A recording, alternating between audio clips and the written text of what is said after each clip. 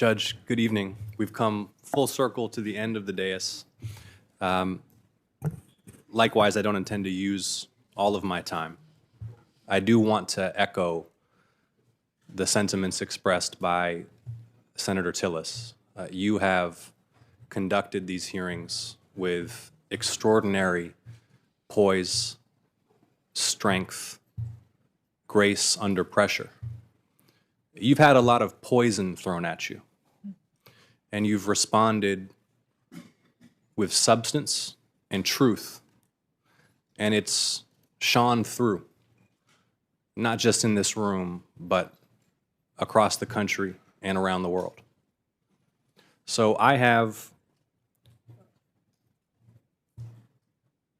two substantive questions regarding the First Amendment.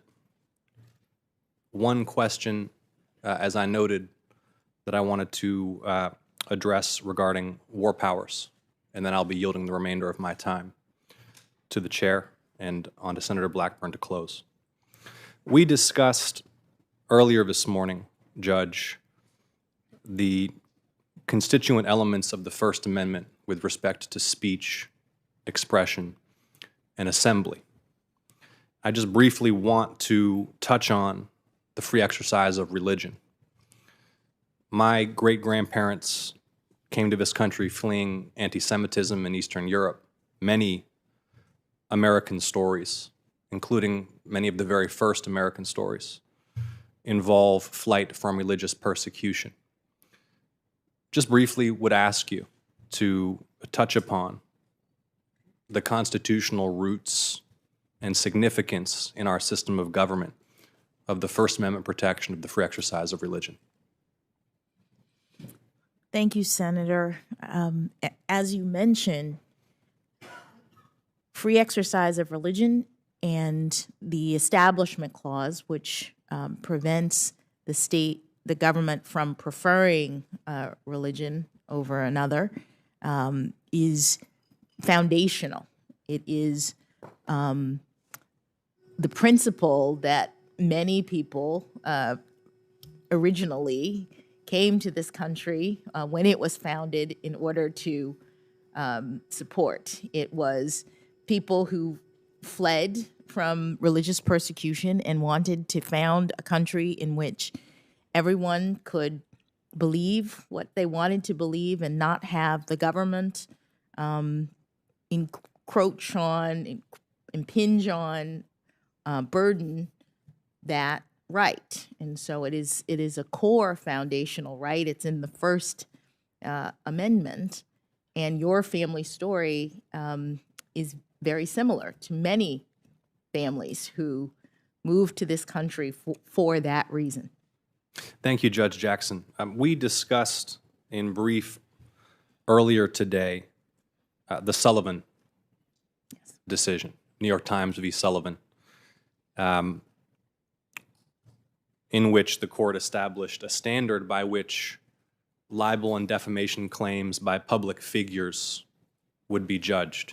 And my understanding, correct me if I'm wrong, is that the standard is that false statements must be made knowingly, that the party making the false statement must know that it is false, and must make such knowingly false statements with malice.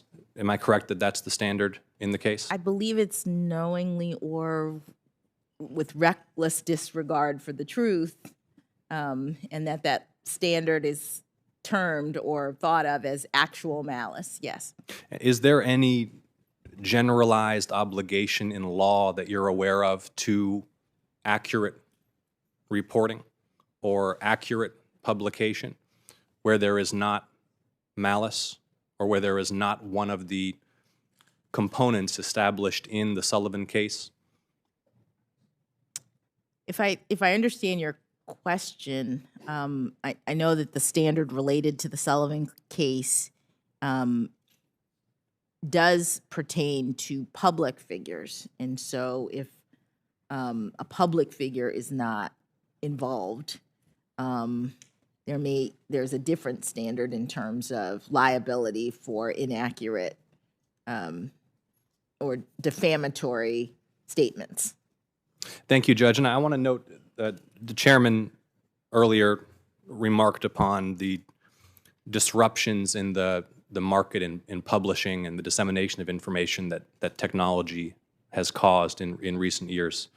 And I was just reflecting, as the chairman spoke, that at the time of the invention of the printing press, many of those who previously had centralized control of the production and dissemination of information recognized that it was disruptive and threatening, and that it disrupted power dynamics, and it empowered new participants in public discourse to participate. And I just want to express to you, this is not a question, but express to you my view that it is vital that we in Congress and the judiciary relentlessly defend the principles of the First Amendment and the free expression of ideas, even as new technologies emerge which disrupt these markets and present challenging new particular circumstances to the court. A very brief question on the not lighthearted but important subject of war powers. I reviewed some of the comments that prior nominees have made when asked about questions with respect to the allocation of war powers between the legislative and executive branches.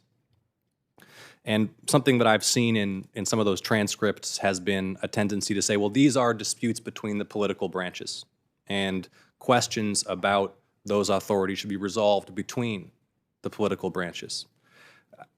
I noted in the McCann opinion that you issued, you noted in that case that one of the reasons it was appropriate for the judiciary to consider the claim made by the U.S. House in that case was that where there is a dispute between the legislative and the executive, in that case, and perhaps in many cases, the judiciary is precisely the appropriate forum for the resolution of that dispute. And so it seems to me that the court and you, should you be confirmed, may very well have to entertain cases and controversies pertaining to disputes between the legislative and the executive with respect to war powers, because there is, in my opinion, unsettled law. There's some ambiguity in statute. The Constitution allocates various authorities to the two branches. So not asking you to posit a thesis on this point, but just want to ask you how you will approach such cases. I assume applying the methodology that you have laid out for us consistently throughout these hearings, where war powers may come before the court.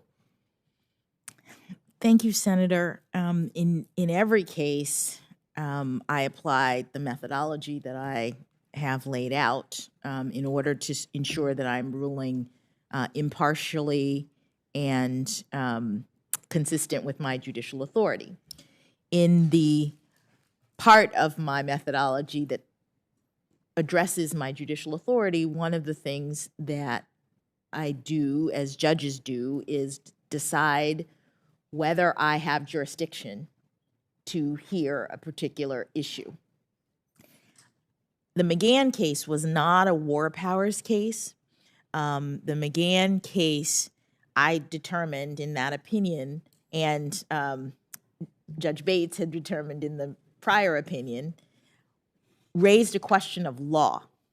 The question essentially was whether the subpoena that had been issued by the House had to be responded to by the person who received it, or whether that person had absolute immunity and did not have to respond. That's a question of law that courts answer all the time with respect to the enforceability of subpoenas.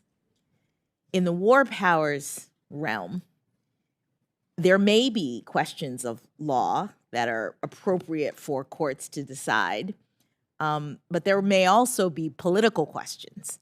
And so it would depend, a political question, if there was a dispute between the legislature and the executive branch over some exercise of authority that was not governed by law, but was in the discretion of either of those branches under the Constitution where they got to make determinations. Something, say, for example, like the exercise of executive authority in war to move troops or do that kind of thing, that would not present a question of law that the court could decide.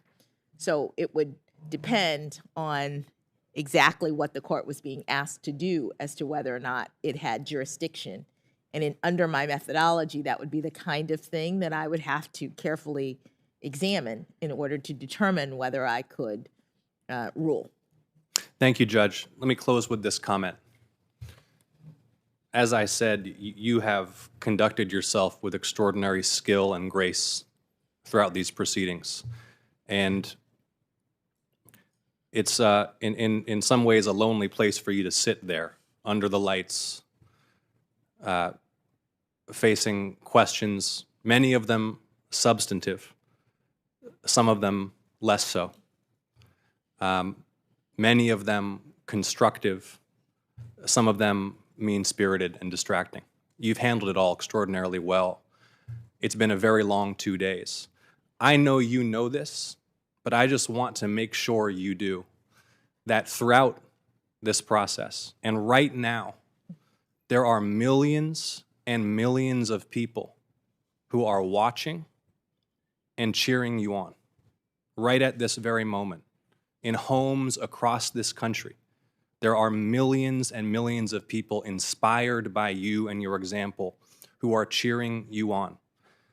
And not just that, there are people all over the world, who are watching these proceedings and seeing what is possible in America. After some years when there's been some doubt about what this country stands for. That's my opinion, not yours. But people all over the world are watching this and seeing what is possible in America, what is possible in the system of government that we have, what values this country stands for. And I thank you profoundly for the service you've rendered throughout your life and in this hearing. And with 7 minutes remaining, Mr. Chairman, I know you'll remain focused right through the end. I have no doubt that Senator Blackburn has some provocative questions for you. I yield the remainder of my time. Thank you very much, Senator. Senator Ossoff.